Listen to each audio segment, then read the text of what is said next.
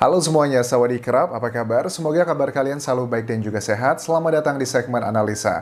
Hari ini kita akan bahas mengenai kasus di Subang, Jawa Barat yang sudah memasuki hampir 2 bulan. Dan di video kali ini kita akan fokus membahas mengenai Danu. Danu adalah nama yang sering disebut ya beberapa waktu terakhir ini, apalagi terkait tentang DNA puntung rokok yang dimiliki oleh Danu yang ditemukan di lokasi kejadian sekitar sebulanan lalu.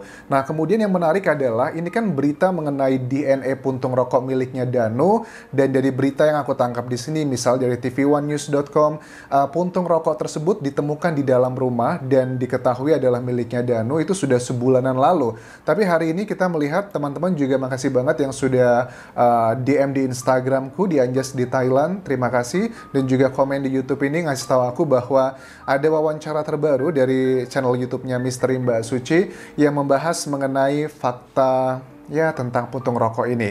Di sini Danu memang terlihat lebih santai ya, lebih rileks ngobrolnya gitu, nggak terlalu tegang, tapi tetap ada beberapa hal yang menarik yang aku bahas di sini. Apakah ini fakta ataukah sandiwara begitu? Karena ada beberapa hal yang menantang logika berpikirku. Tapi sebelum aku bahas lebih lanjut, aku mengucapkan dulu terima kasih untuk sekitar 24% para penonton sekarang sudah bersedia untuk subscribe. Jadi nggak cuma sekedar nonton, tapi sudah berlangganan. Itu adalah support nyata kalian buat aku terus membuat video mengenai kasus di Subang ini. Yang lainnya, please subscribe, jangan lupa.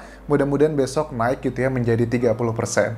Oke, sekarang kita lanjut lagi tentang pembahasan Danu ini. Rokok adalah hal yang sangat memberatkan Danu karena ini adalah bukti saintifik ya. Ada beberapa kemungkinan.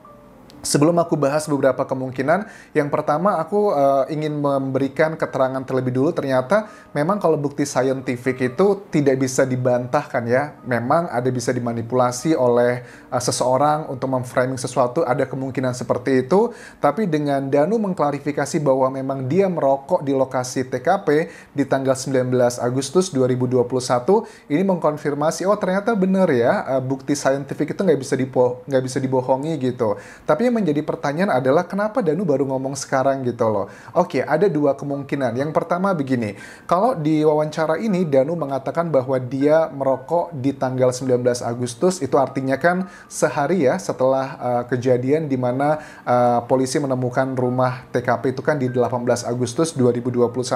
Kita simak dulu ya cuplikan pertama dari Danu yang mengakui bahwa dia memang merokok di tanggal 19 Agustus tersebut. 19 malamnya gitu kan, dan juga kan disuruh sama itu beli lampu kan gitu ya, terus Oke, intinya di 19 malam itu Danu disuruh beli lampu karena juga benerin kabel, yang intinya adalah itu mengharuskan dia untuk masuk ke dalam TKP, ke rumah kejadian di sana.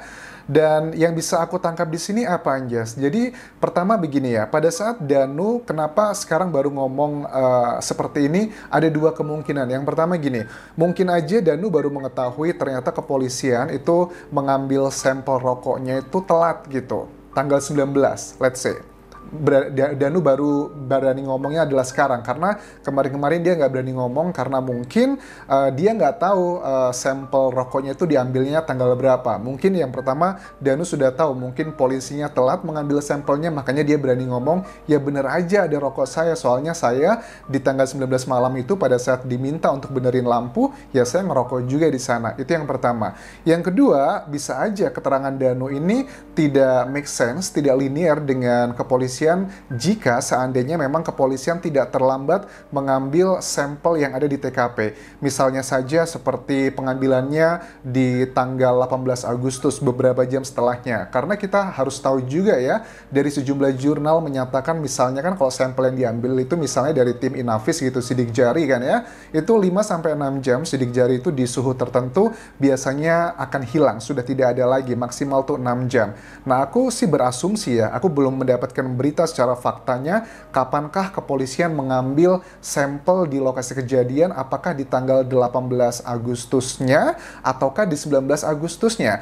Kalau polisi mengeluarkan statement, oh tidak, kami mengambil sampel puntung rokok tersebut di tanggal 18 Agustus, kemudian kami mengambil sampel sidik jari juga di 18 Agustus, jadi itu bisa membantah keterangan dari Danu, karena Danu mengatakan dia merokok memang di lokasi kejadian itu di 19 Agustus malam harinya. Itu bisa membantah, tapi kita tunggu nanti ini ya. Aku yakin sih ini adalah salah satu bagian yang sedang menjadi bahan penyidikan dari tim penyidik yang sudah bergabung dari 3 elemen ya, mulai dari Polres Subang, Polda Jawa Barat, dan juga Bareskrim Mabes Polri. Itu yang pertama, harus kita konfirmasi dari pihak kepolisian kapan sebenarnya sampel DNA tersebut diambil, kemudian sampel rokok ya untuk dites DNA-nya, serta juga sidik jari Danu karena ditemukan juga banyak di sana. Itu kapan? Kalau asumsiku seharusnya sih itu di 18 Agustus juga. Kalau 19 Agustus baru diambil sampelnya, itu sangat terlambat sekali. Itu pendapatku. Selanjutnya, apalagi dari wawancara ini? Waktu itu belum merokok emang ya? Terus ya, kan sempat ujian dulu Pak. Jadi sudah ya polisi udah masuk ke dalam langsung merokok itu. Oke. Ini adalah bagian di mana Danu mengakui dia merokok ya. Itu pada saat dia di lokasi kejadian di TKP tanggal 19 Agustus itu bersama dengan tim kepolisian gitu untuk ngebantu ngebenerin sesuatu hal, lampu, bahkan ngebersihin kamar mandi juga. Danu mengatakan di situ itu 19 Agustus malam. Ya, kita harus klarifikasi nanti apakah benar kepolisian dari setempat di sana, di lokasi setempat, mengambil sidik jarinya dan juga sampel di tanggal 18 atau tanggal 19. Tapi dari keterangan Danu di sini, dia mengatakan dia ini merokoknya di luar, bukan di dalam. Sedangkan dari sejumlah berita itu mengatakan bahwa puntung rokok dari berbagai merek itu ditemukan di dalam rumah, bukan di luar. Danu mengatakan dia merokok di samping rumah, bukan di dalam rumah. Ya, buang ke samping. Ini aku asumsikan adalah samping rumah kan ya. Oke. Bagian berikutnya kita simak wawancara Danu di channel YouTube-nya Mbak Suci ini.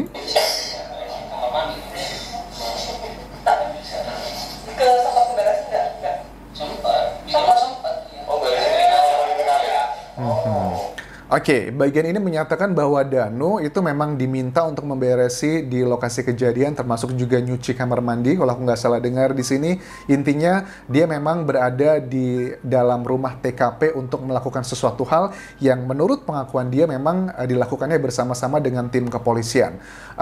Tim kepolisian dikatakan Danu katanya mereka menggunakan sarung tangan, tapi Danu katanya tidak menggunakan sarung tangan. Terus dari wawancara ini kita tangkap, oh wajar aja ada sidik jarinya Danu itu banyak di lokasi kejadian, terus juga di mobil Alphard juga ada sidik jari Danu, karena memang ya itu tadi di 19 malam itu Danu interaksi banyak di lokasi kejadian. Tapi yang menjadi kunci apakah jawaban Danu ini adalah benar atau salah, apakah ini sandiwara atau fakta, kita harus tahu dari sampel yang diambilnya. Ini diambilnya tanggal 18 Agustus atau setelah tanggal 18 Agustus, itu menjadi PR yang menjadi bagian penyidikan dari tim polisi. Oke.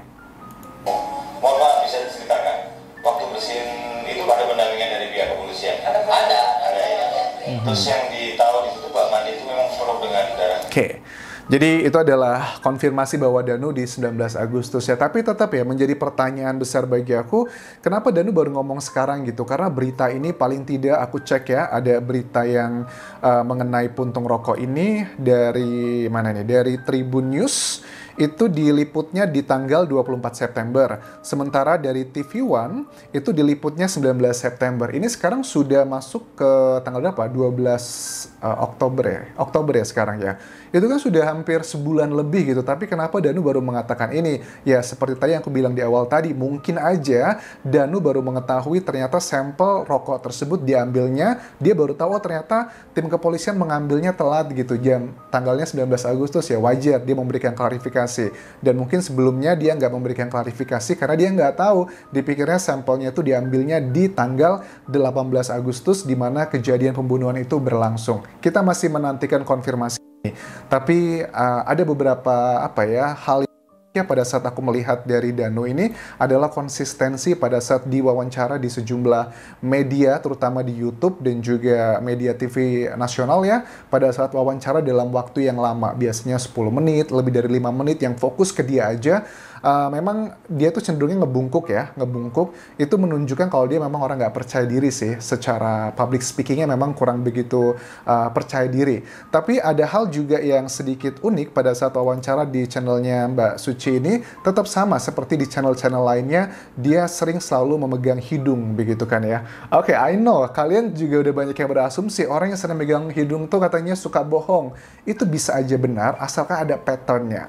Oke, karena aku tidak expert dalam hal ini, jadi aku tidak bisa menghakimi apakah Danu itu bohong atau tidak, tapi mungkin aja megang hidung itu pada saat di wawancara ini ada banyak, ini lebih banyak dibandingkan dengan yang lainnya, padahal di wawancara ini lebih santai, lebih ketawa-ketawa, lebih rileks, tapi juga tetap sama megang hidung. Mungkin aja Danu ini sedang mengatakan sesuatu hal yang dia pun tidak yakin. Jadi, aku tidak menghakimi itu bohong atau tidak, karena itu bukan bagianku, itu bukan ranahku. Ranahku adalah menganalisa dari fakta-fakta yang ada di media massa yang aku analisa sama seperti BAP atau berita acara pemeriksaan. Tapi sekali lagi, apa yang dikatakan para saksi di media massa belum tentu sama 100% apa yang dituliskan pada saat mereka dilakukan pemeriksaan di berita acara pemeriksaan di kantor kepolisian setempat. Aku rasa itu dulu bisa aku bahas mengenai Danu untuk video ini. Kita bahas mengenai topik yang lainnya di video berikutnya. Tapi sebelumnya aku mengucapkan terima kasih teman-teman. 24% para penonton sudah subscribe. Itu adalah support nyata kalian untuk aku terus mengawal kasus Subang ini. Kalaupun kerap semuanya, sampai ketemu lagi. Bye-bye.